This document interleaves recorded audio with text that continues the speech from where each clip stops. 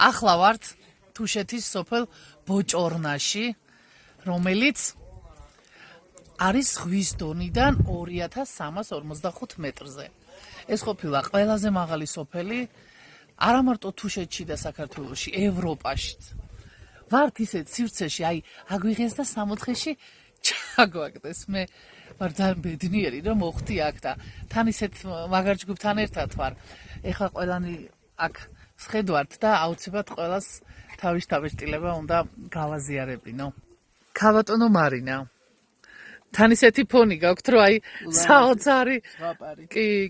აუცილებლად უნდა ნახოს ყველა. ცხოვრებაში ერთხელ მაინც თუშეთი ყველამ უნდა ნახოს.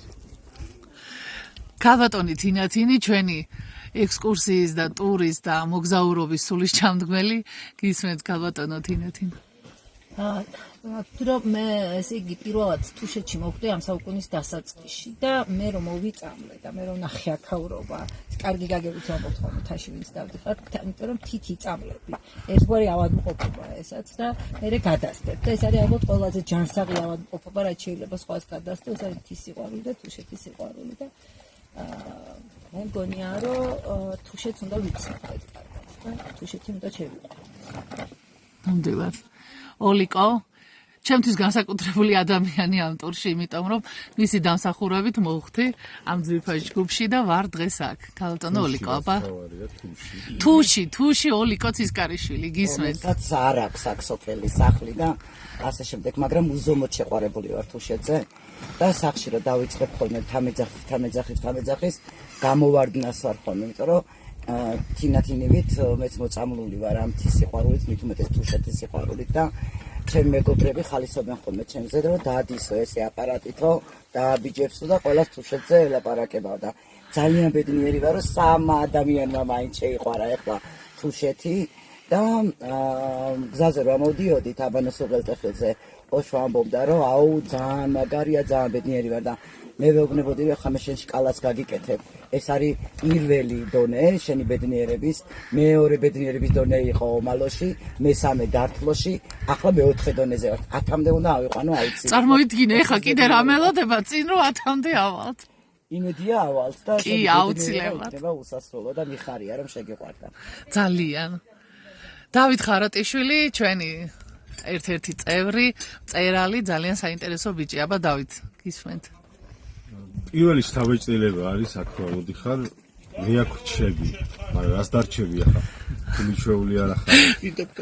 ეგრე გავპოსტე ერთი პოსტი მქონდა, მე აქ რჩები.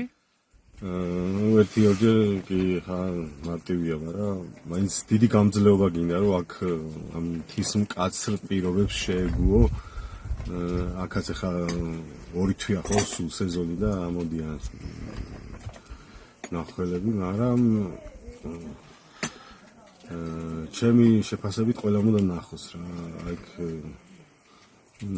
პირველ რიგში ქართველმა უნდა იცოდეს საქართველოს და თუ არ გაქნა ნახი მართლა აი მე შთაბეჭდილება დამჩა რომ მე არ ვიცოდი საქართველოს აქამდე და ალბათ ყველა კუთხეზე ასე მექნება სანამ არ ნახავ და სანამ არ მოვივლი.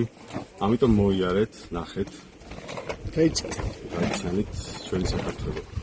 დამავიწყდა მე თქვა რომ გექონდა რას ჩაის ვაგემო. ხო, აი, მასპინძელმა მოგვართო აქ. აი ამ სივრცეში ამოვედით ისეთი ციცაბო მთა და დავხდა აქ ესეთი პატარა პლუს კიდე 64 მოსასვენებელი არაჩვეულებრივი. ჩვენ დართლოში ვიყავით, ეხლა იქედან მოვდივართ.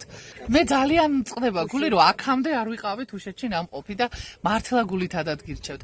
ნუ შეგეშინდებათ პირიქით ის აბანოს უღელტეხილი, თავისთავად ისეთი ლამაზია და პლუს კიდე აქ რაც გელოდებათ, ეს არის საოცრება. ვინც არ ყოფილხართ აუცილებლად ყველას გირჩევთ. ესტუმრეთ თუშეთს, ამ ძვირფას ხალხს, ძვირფას თუშებს.